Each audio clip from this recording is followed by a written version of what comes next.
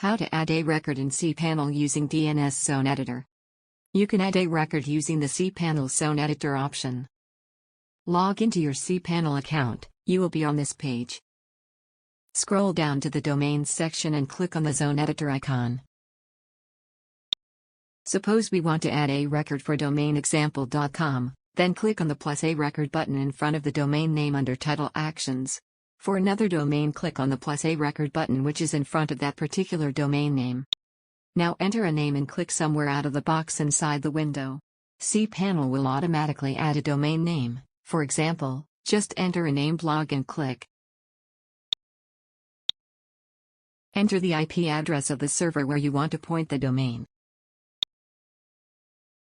Click on Add a Record button.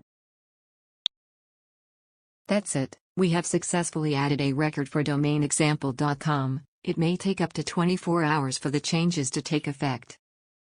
Thank you for watching.